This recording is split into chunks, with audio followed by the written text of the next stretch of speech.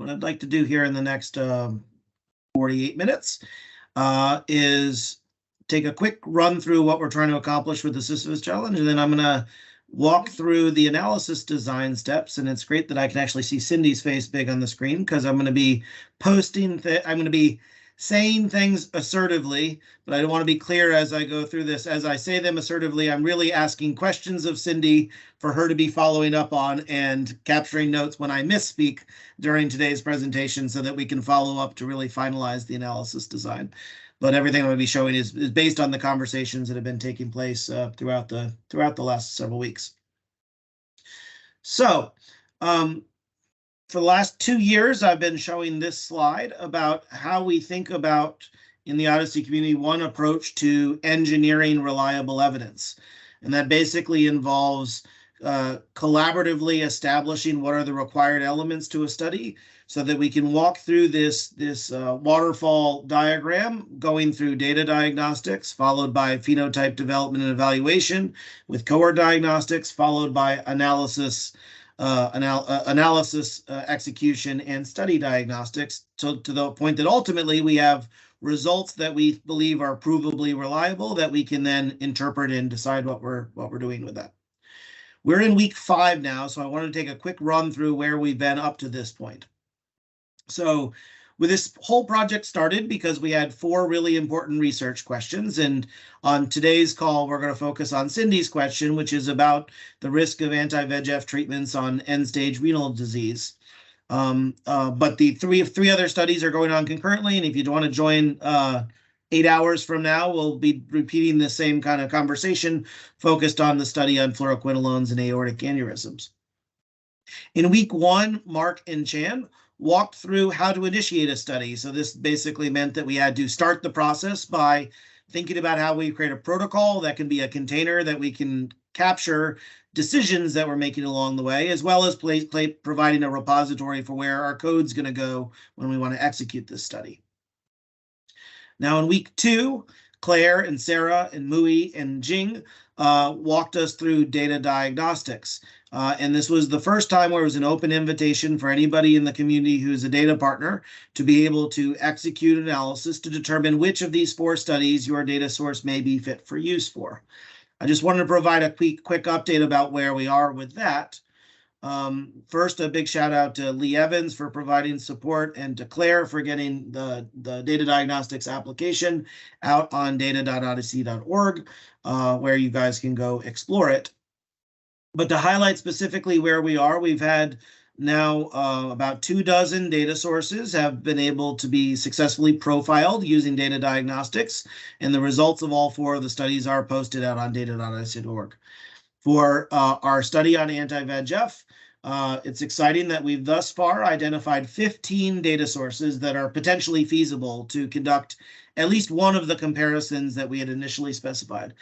This includes data in both the US and Japan and Taiwan.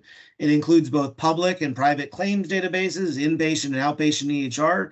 So I think I'll assert, and then Cindy can correct it if I misspeak, but I'm pretty positive that this will be by far the largest study ever done in the ophthalmology space, at least as it relates to this particular question. It's still falling short of Erica's Odyssey record study of 26 data sources, but still pretty incredible given the question that we're trying to answer. I'll just highlight also briefly, so that I saw Thamir on here also. I don't want him to feel left out. So we'll just quickly summarize that the neat part about data diagnostics is that it is not something we have to run for each study individually, but rather by you as a data partner running data profile once, we can simultaneously determine which studies your data are fit for use for. The study we'll be discussing this evening, there's 20 data sources thus far that are potentially feasible for exploring the associated risk with fluoroquinolones about aortic aneurysm. So that's an encouraging study. Thamir's study on multiple sclerosis biologic treatments and the risk of PML. Thus far, we've identified 11 data sources that can potentially contribute to that study, which is very exciting. And Zenas' study on Skyrizi and the risk of ischemic stroke, thus far we've identified 6 data sources that can potentially contribute.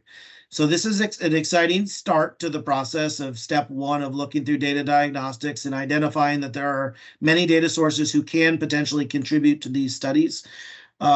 And I want to encourage all of those that are on the phone that have data but haven't yet run data profile to please contribute, because it'll be an opportunity for you to jump into the study. And today, hopefully, will provide more motivation for understanding exactly what you will be executing as a site. Now, after we went through data diagnostics, we got into the phenotype development and evaluation process.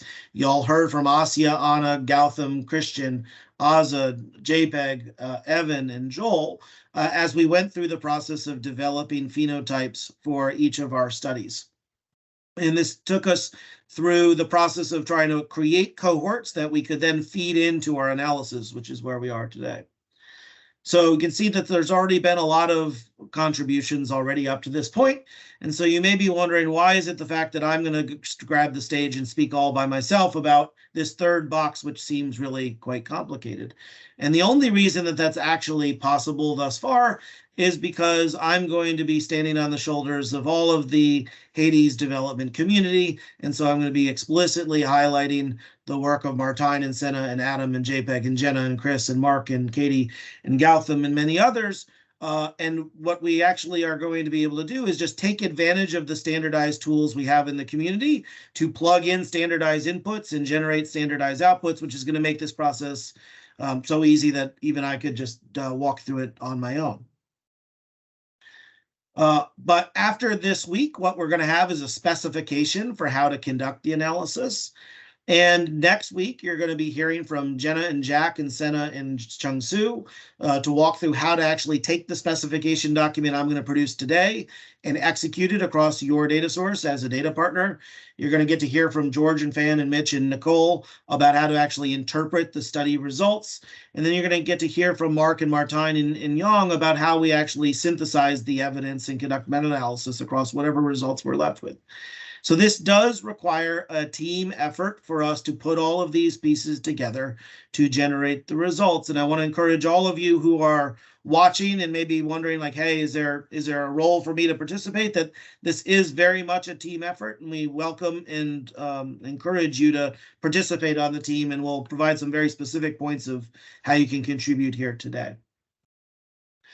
But ultimately, these studies started with Cindy and her colleagues having research questions, and it's going to end with us interpreting results and hopefully disseminating that. And so the last step of this process is going to be interpreting the results and preparing our manuscripts to send out. And so the study is going to start and end with Cindy participating on each step of the way, and she's doing a great job thus far. So I'm just going to be the mouthpiece to talk through analysis design decisions, some of which are described already in the draft protocol that I encourage you all to take a look at.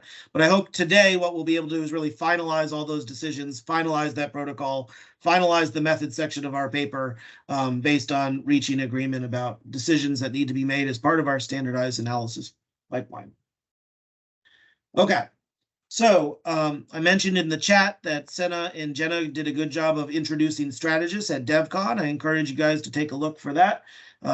Definite gold stars for Senna for reuse of the Lego analogy. So well done there. What I'm going to be talking about specifically are standardized analyses that we currently have available in the Odyssey community that all of you can take advantage of for any study. And specifically within the Strategus pipeline, what we've been able to do is stitch all of these packages together into one common framework, such that when I talk about standardized analytics, I'm going to be talking about the fact that we can produce standardized inputs, meaning a single object that can be passed into code. We have a standardized execution process, and that's this Strategus pipeline that next week you'll hear more about how to execute as a data partner, and standardized outputs. So the packages will generate results as CSV files that can be loaded into a database so that we can have interactive exploration of those results. No matter what analysis module that we're going to be talking through, this exact same thing holds. We're going to be talking about how to make the standardized input decisions, how to execute, and how to produce standardized output. Currently, we have a wide collection of modules that are already available and in use. I'll highlight them here, and then we're going to walk through the details of each one during the next half hour. So, characterization. We have an array of different characterization tools in our community. One is cohort diagnostics, which you've previously seen used as we went through phenotype evaluation, and that's something that we want to reinforce for all data partners to be able to execute to evaluate the phenotypes that are going into our studies.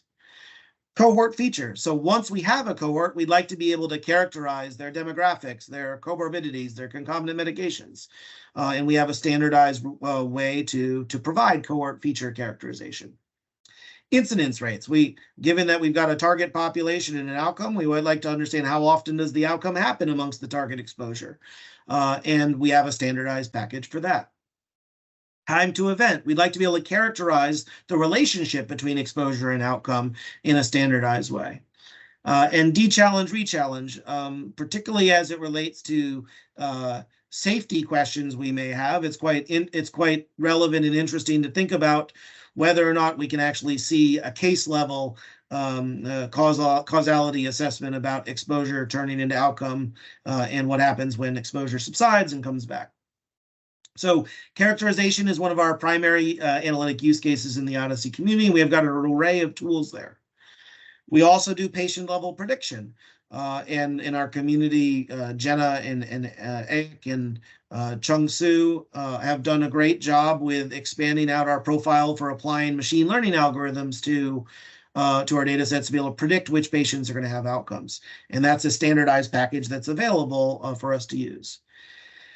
And then population level effect estimation. So trying to do explicitly causal inference on our data. Martijn and Mark have been leading us in advancing the science of causal inference, and there are multiple standardized packages available in the community, and that includes a comparative cohort design, where we've very often used this in the context of applying propensity score adjustment to new user cohorts to be able to draw inferences much akin to emulating a target clinical trial.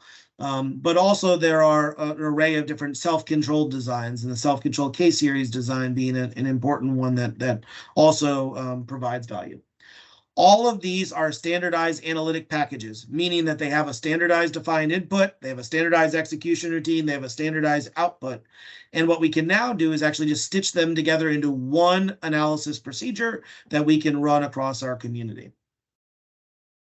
So that's a lot of different packages, and I keep saying that they're standardized inputs. The exciting part is because we've standardized across these different packages, it means that design decisions that we have to make can be applied across these different modules as well.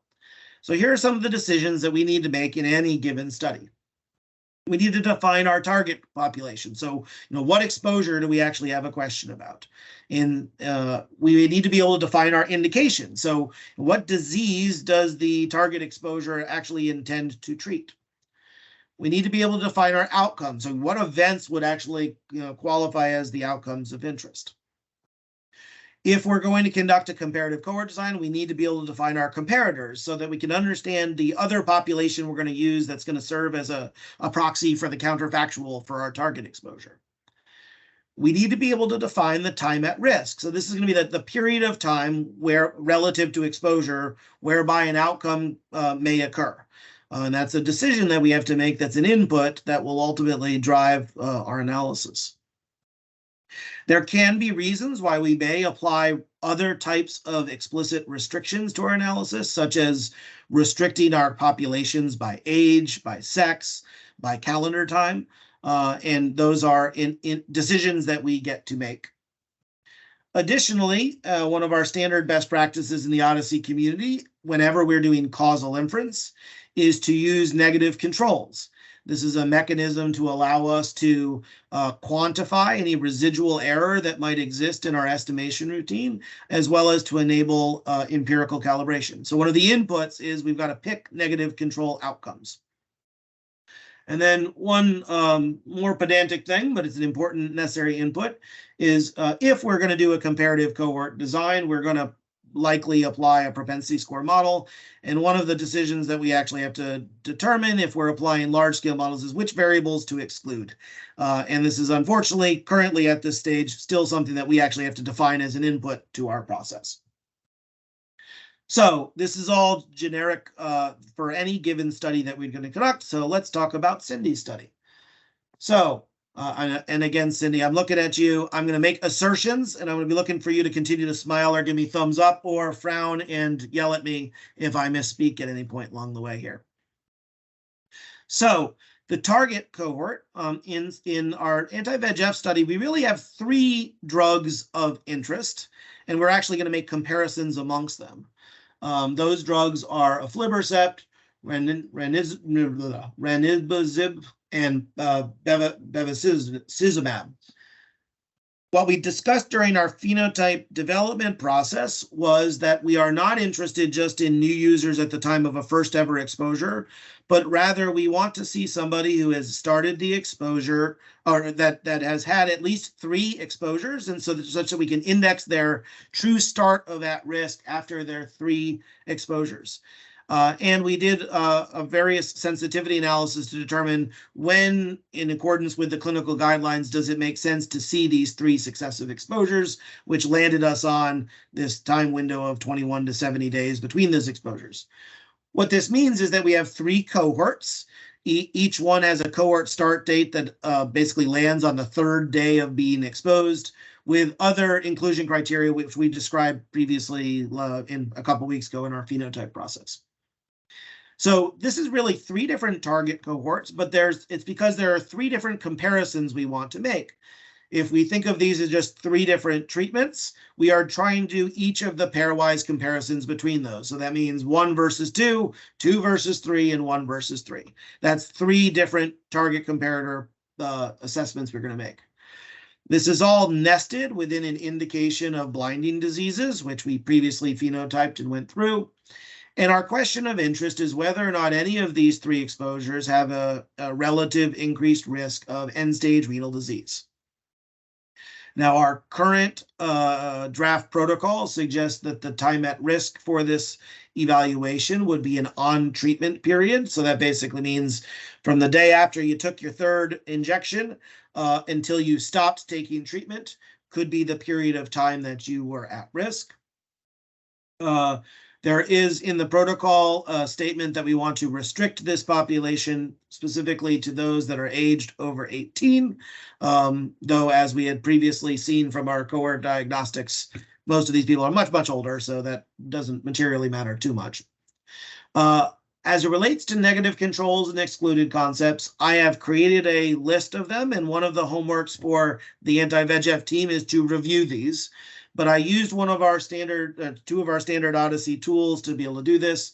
The common evidence model that's still available in Atlas needs to be updated, but still had access to these specific drugs and provided us a candidate list. Don't look at me that way, Erica. It's true. But did provide us a good list of candidate negative controls that the team collectively needs to review. I did a first pass review, but I am not an ophthalmology expert or an expert of any sort in this space.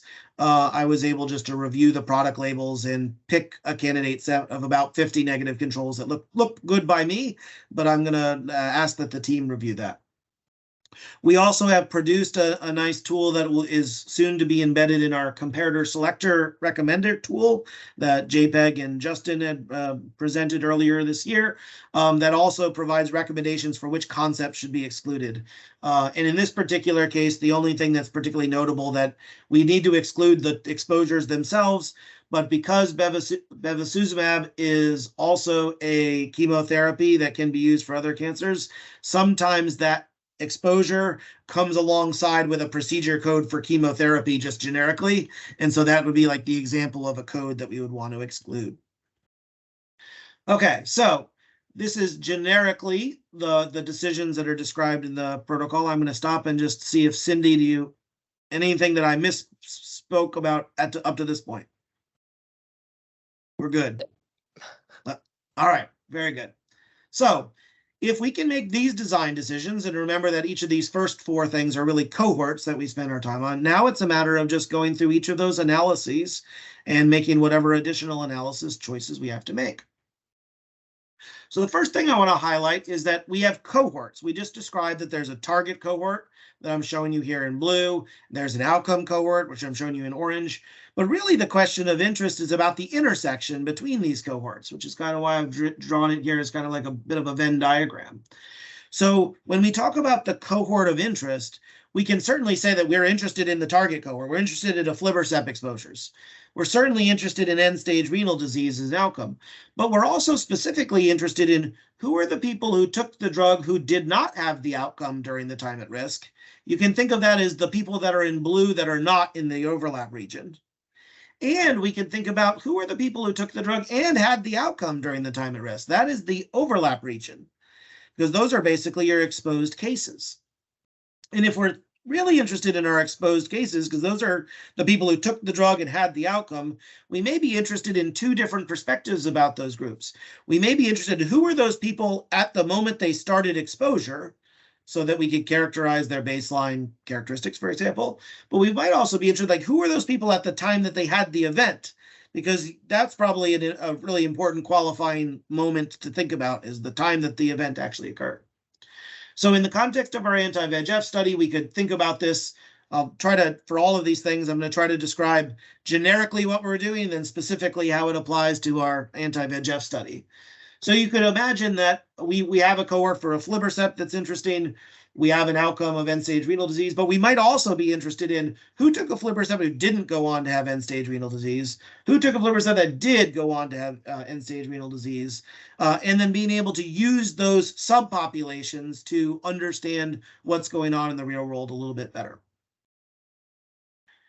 So I'm going to walk through each of those standardized analytics, trying to make an argument that I think we should run all of them for this study and why they would be potentially useful. So first things first is cohort diagnostics. You saw from JPEG last week how we can run cohort diagnostics, but cohort diagnostics is also one of these standardized modules within the Strategist pipeline. And by default, we think that it's a good idea to run cohort diagnostics for every target, comparator, indication, outcome that you specify in your study. And the standard set of analysis routines that are run in cohort diagnostics can just be generically applied. So this includes orphan concepts, visit context, indexed event breakdown, incidence rates, cohort relationship, and temporal characterization.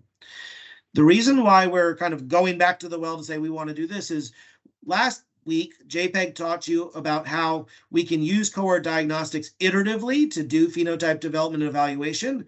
But at the end of that iterative process, you've got a final cohort that you're standing up and saying, this is the one I'm going to use. We want to be able to evaluate that final cohort against every database who's going to participate in our study. So what does this mean for our anti-VEGF study? Well, we have already defined that we have 3 targets. We have 1 indication of blinding disease, and we have 1 outcome of end-stage renal disease. So running cohort diagnostics against those final cohorts for all data partners that are going to participate would be the first of the standardized modules that I'd recommend that we run as part of this study. So Cindy, since you're taking notes about where do we need to amend the protocol, one of the things we're going to say in the protocol is we will run cohort diagnostics using these cohorts. And in our methods section of our manuscript, we can also say cohort diagnostics were run, and we'll even be able to provide a nice link to a Shiny app that people could go explore so they could see it themselves. Now, once we have our cohorts, our cohorts have gone through cohort diagnostics, we can also look at the features associated with those cohorts. Now, this is building off of the characterization package that Jenna maintains and the feature extraction package that Senna maintains. And the generic idea here is that for each of our target, comparator, and indication cohorts, and for all of our outcomes of interest, what we're going to do is we're going to create a cohort that basically looks like a target cohort restricted to the indication that looks like a new user with at least a year of prior observation. And we will then be able to characterize that subset of individuals based on their demographics, their prior conditions, drugs, procedures, devices, measurements, observations in a 30-day window prior to the index, as well as a 365-day window prior to the index. We'll also calculate associated scores like the Charlson index and the CHADS2-VASC score. The idea here is that if we generically think about wanting to look at a table 1, where we're just describing and profiling a cohort of interest, this is a way that we can look at that systematically across all of the populations of interest. This will also allow us to look at those interesting subset cohorts, target with outcome, target without outcome. And that'll be helpful because sometimes, quite often actually in the context we've been using this internally at J&J, we get questions about things like what are the quote unquote risk factors of who goes on to have an end-stage renal disease. And so on our context here, we could imagine having an exposure of aflibercept and saying, how do the people who go on to have the end-stage renal disease differ from the people who don't go on to have end-stage renal disease? And by systematically characterizing the baseline characteristics of all of those particular cohorts, we'll be able to explore and review this results and decide what parts of those baseline characteristics are useful for us to summarize in our manuscripts. So what does this mean for our anti-VEGF study? We have our 3 target cohorts. We also have a cohort which is just the indication itself, blinding diseases. And we can actually consider that to be a cohort that we might want to characterize, because we may be wondering, how do the people who got these particular exposures, how are they particularly different from the people at large that have macular edema and macular degeneration and renal vein occlusion, etc. So we will be able to use that indication cohort to in addition to our target cohorts, we'll use our same outcome cohort of end-stage renal disease, our same specification of time at risk, and we'll use the default analysis settings that we would normally do for any sort of feature extraction. So that will be our demographics, conditions, drugs, procedures, measurements, observations, etc. What this means is that we will get the same exact summary statistics for all of the cohorts, including those intersection cohorts, for us to be able to explore. The third part about third module within characterization is to be able to characterize incidence rates. This will be leveraging the cohort incidence package that Chris Knoll maintains. This will also be done for all of the target, comparator, and indication cohorts and for all the outcomes of interest. The basic idea is that we're going to compute incidence within the target cohort by looking at how frequently we observe the outcome during the time at risk that we specify. As a general approach, we can limit ourselves to new users who have some prior observation time. We can restrict to any particular group that we wanted to. And importantly, when computing incidence rates properly, it's important to take into consideration that once an outcome happens, an outcome may not be eligible for happening in some future time.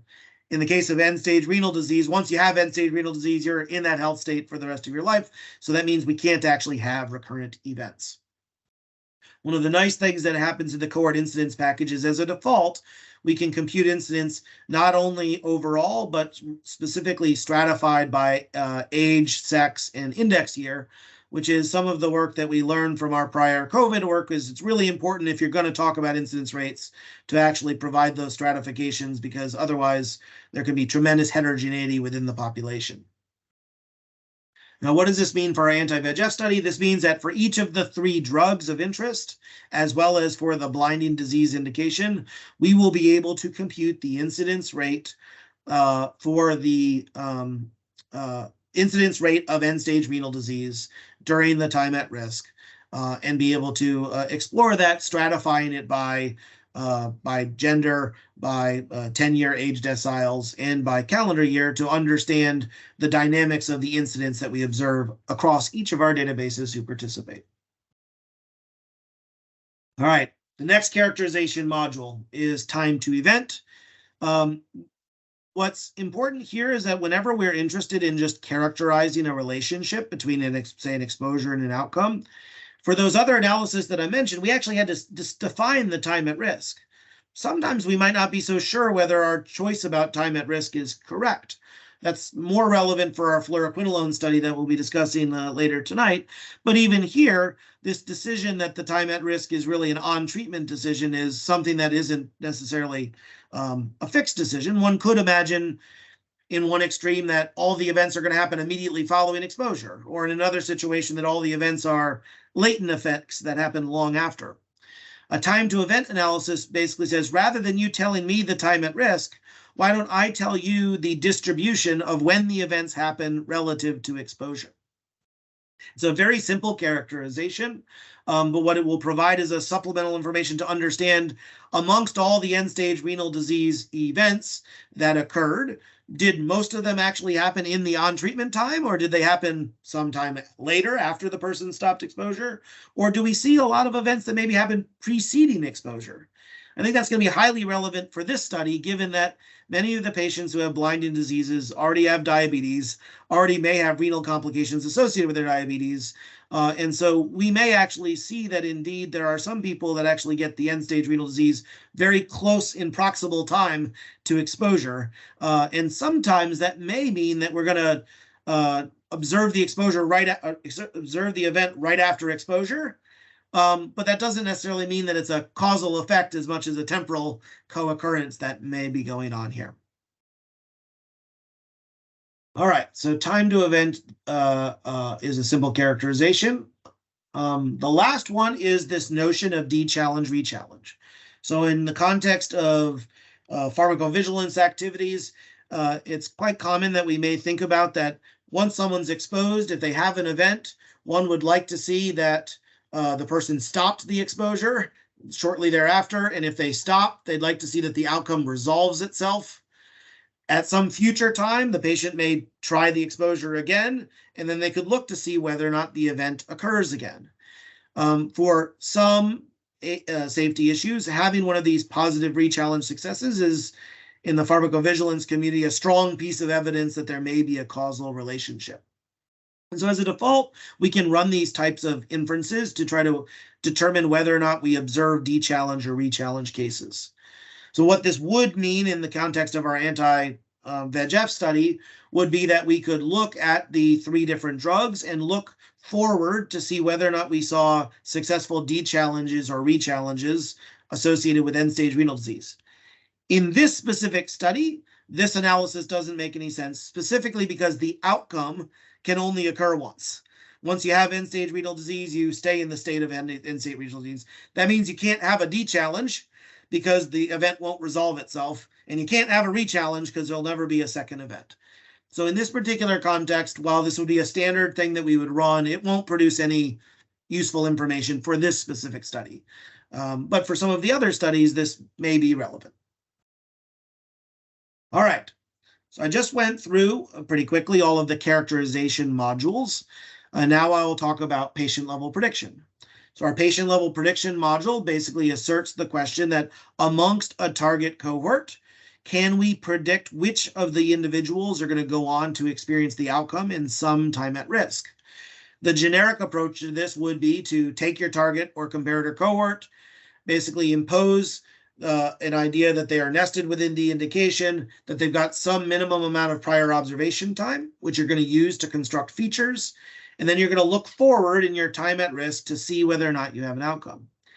As a default, based on a lot of the work that Jenna has been leading, we've learned that applying our L1 regression using Cyclops that Mark developed works really, really well at doing large-scale models and performs basically as well as effectively all other machine learning algorithms that we've seen. And so the basic idea is that we would set up a PLP framework whereby we would split the data into a training set and a test set. We would train a model, and then we would evaluate its performance in this framework. So what does this mean for the anti-VEGF study? And I should mention that what Henrik John's work has shown us is, there's a certain amount of minimum data you need to be able to train reliable models. And so it can be the case that this is not feasible in some databases if we don't have enough exposed outcomes. However, based on our feasibility assessment for the study, we do know that there are some databases that have tens of thousands of exposures and hundreds of outcomes, which means it's possible for us to potentially train one of these prediction models. So what does it mean for our anti-VEGF study? So what this means is that we can train patient-level prediction models, whereby we're going to basically take new users of aflibercept with prior blinding disease or over 18 who have at least a year of prior observation. We're going to look forward within those patients to see whether or not they've observed end-stage renal disease. And we need to define a time at risk. As a general practice for prediction, we want to use a fixed window for time at risk because the duration of time that you're exposed could actually influence the probability itself. So here I'm specifying a 1-year window. So this basically will answer the question, amongst those who initiate aflibercept, which patients are going to go on to have end-stage renal disease in the next year? And so by training this model, we may be able to gain insights about who are the patients who are actually at most risk for observing this event. All right, but the thing that ultimately Cindy started this question with was a comparative question, which is, how can we compare these 3 different treatments against each other for their risk of end-stage renal disease? And here we have multiple causal effect estimation designs. The primary one that we've described, that Cindy's and the team have described in the protocol, is a comparative cohort design. In this design, generically, we are talking about having a target cohort and a comparator cohort. We nest both of those cohorts within the indication. We have some new user prior observation time, and then we look forward for an outcome. As a general default approach that we apply within our cohort method package, we recommend using large-scale propensity score adjustment. In this, we can do matching or stratification or weighting here. And as a default, we would typically do something like 1-to-1 matching. We would use a Cox proportional hazards model to estimate the hazard ratio between target and comparator. And we would use some sort of large set of negative controls for us to be able to estimate residual error and do empirical calibration. So this is based off of the work of Martijn and Mark with cohort method package and Cyclops to be able to genericize this general approach. Very specifically for our anti-VEGF study, we basically have these 3 treatments, and we want to do the head-to-head comparisons of 1-to-2, 1-to-3, 2-to-3. So that's 3 different comparative cohort studies that we would be executing, still using the same outcome of end-stage renal disease, the same time at risk of on treatment, and as a recommended starting point, just using the default parameters of our cohort analysis, using large-scale propensity score, matching, and a Cox proportional hazard model. The negative controls, as I mentioned before, we have produced a list that are recommended, and this is one of the tasks that we need to review to make sure that we're comfortable with that as a diagnostic. All right. The other causal effect estimation design that we can consider is a self-controlled K-series design. The notion here is that patient time itself can be restricted to the indication. One can generically think about removing the start of time to make sure we've observed the first outcome, applying some sort of restrictions if there were relevant, and then fundamentally producing an effect estimate for the exposed time at risk relative to the contrast of the unexposed time that's available in the patient's record. This is just a standardized module using our self-controlled K-series package, also using Cyclops to do conditional Poisson regression as part of the SCCS model. There's lots of people who question why or when and how they should use the SCCS design. And one of the things that we've been trying to reinforce in the community is, rather than guessing at whether or not a design is appropriate, we have produced a robust set of diagnostics that will tell us whether or not a design is producing a reliable estimate. And that's something we can consider here. And so what would this look like for our anti-VEGF study? We basically would be producing effect estimates for each of our exposures individually. So for aflibercept, we would be producing an incidence rate ratio, and that would basically be answering the question, does this drug seem to have an effect relative to kind of a counterfactual of not being exposed? And this is actually helpful because when we do those comparative cohort studies, it's possible that all 3 studies will produce a relative risk of 1, a hazard ratio of 1, but it could be because all 3 of the drugs have a relative risk of 2. That is, they double the risk of end-stage renal disease. It's just that they each double it equally. And so I find it to be a good recommended practice for us to think about using these complementary designs so that we can understand when we make assertions about the comparative effect, we can understand whether or not there's actually an absolute effect, which we can learn a little bit about in the context of this SCCS design. But we're talking about the exact same outcome, the exact same indication, the exact same restrictions, the default parameters for an SCCS design, and the same negative controls, so that once we review those, we're in good shape to apply them. All right, I went super fast. I know that was overwhelming. But the basic idea here is that each of these modules has standardized inputs that are just basically anchored on the choices that we make as a team about target, comparator, indication, outcome, time at risk. And then there are analysis choices that can be made within each of these modules, but most of them, they're not necessarily necessary to mess around with. All right, so with that, I just went through some PowerPoint slides, threw a little Easter egg to Craig right there. And now I'm going to do a live demo of what this actually looks like in code. For those that don't know, that's Al Horford, Craig's favorite basketball player.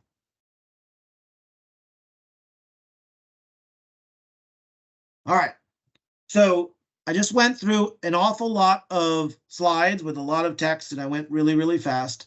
And now I'm going to overwhelm you with what looks like an awful lot of R code.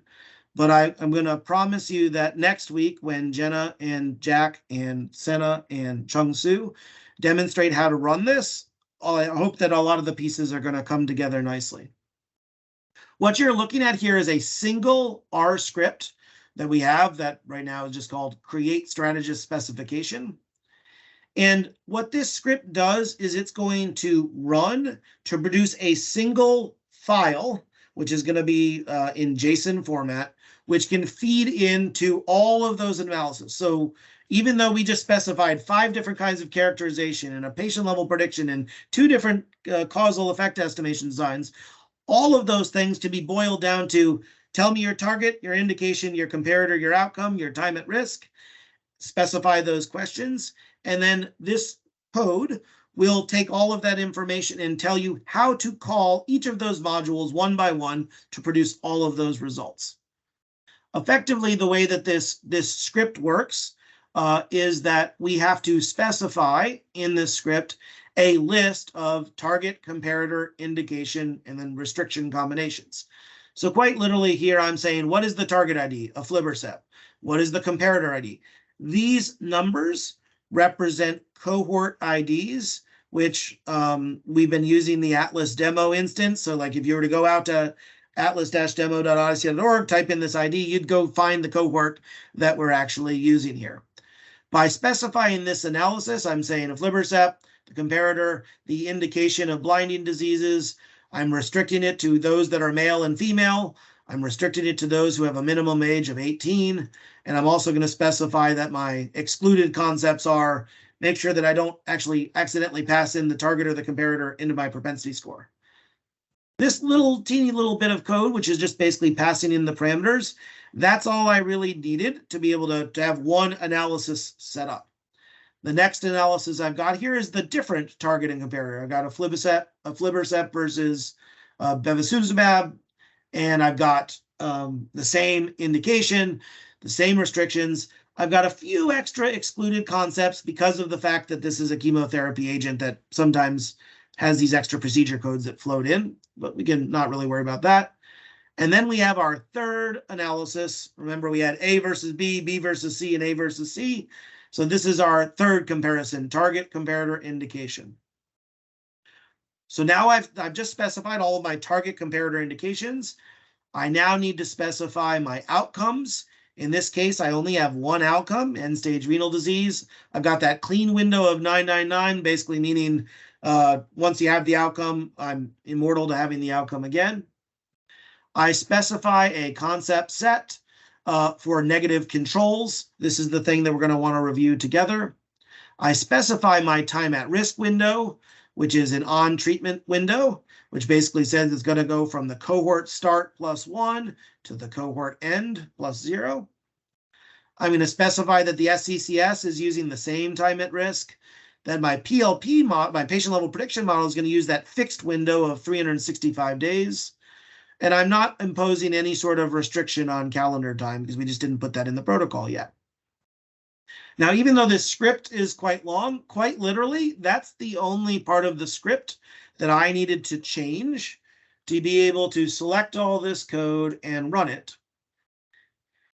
And what this code is actually doing is creating a JSON file with all of the proper specifications to be able to read into a Strategus execution. And next week, what you're going to be able to see is how we're going to take one of these JSON files, pass it into the execute function just by pointing to it. And then that's all the data source will actually need to be able to do to be able to run the study. So what does this analysis spec look like? Looks like an awful lot of gibberish, but I'll close things so you can see it here. So basically what this analysis specification simplifies down to, let's see, this is a little bit more coherent for you, is that we have some shared resources, which is basically what are the cohorts you needed? These are the specifications just like you'd get in Atlas. You've got what kind of subsets do you need? So that's that restriction to the indication and the new user cohort. So this specifies all the cohorts that we actually need based off of passing in the T and the C and the I. We then have a list of our negative controls, and this is what we're going to review together to make sure that we're happy with them, but basically just a list of IDs that pass in our negative controls. And then for our modules, each of the individual modules that we want to run has its own specification. So just to show you as an example, module 1 is the cohort generator module. As the name suggests, this is going to basically create all our cohorts for us. Module 2 is module 2 is going to be our cohort diagnostics module, where we're going to basically say, go run cohort diagnostics. Effectively, all of this is done is just chained together that we're going to run the characterization package, that we're going to run the cohort method package, that we're going to run the self-controlled case series package. With this one file of this JSON file, what we've done is we've taken the specification we wanted.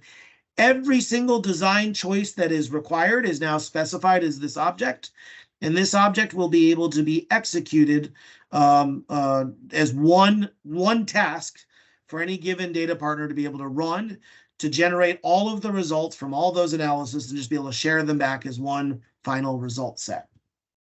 Now I know we're out on time, so let me just summarize where we should be for this coming week. So I just presented that as strong assertions of everything that we need to decide. I didn't see Cindy frown too much during that presentation, so I hope it's not too far off. But what we're going to do this week is we're going to review the negative control concept set. So we make sure that we're happy that those are indeed outcomes that those drugs don't cause. We're going to revise the protocol to reflect which analyses we're going to perform. Now that I've walked through all the modules, if we agree we want to run all the modules, the protocol should just say we're running all the modules. And then we should have completed the background section of our manuscript. So now we can actually draft the method section of our manuscript. Now that we know what we're doing, we can actually write that into our paper and be ready such that starting next week, we'll start executing this across our network and bringing back the results so that we can collaboratively interpret them together. All right, I'm 1 minute over. Sorry for that, Craig. But I'm happy to follow up on the VEGF channel in the main thing. And if there's anybody has any questions, feel free to join me at 7 p.m. Eastern time tonight. We'll do it again for our fluoroquinolone study, as well as for office hours later in the week. Excellent. Thank you so much. There was a lot there, so the recording will be up. I'll get that up as quickly as I can. So it'll be up on the community calls page today, as well as the SOS challenge page. We'll also resend the link to the 7 p.m. session early this afternoon, so you have a direct link to that as well, and the office hours on Friday at 10 a.m. So thank you so much, Patrick. Thank you to everybody again who helped DevCon get done. All those videos are up and posted as well. And please share the information about the Chiron cohort to anybody who might be interested. Have a great day, have a great week, and good luck to everybody who is working hard on this SOS challenge.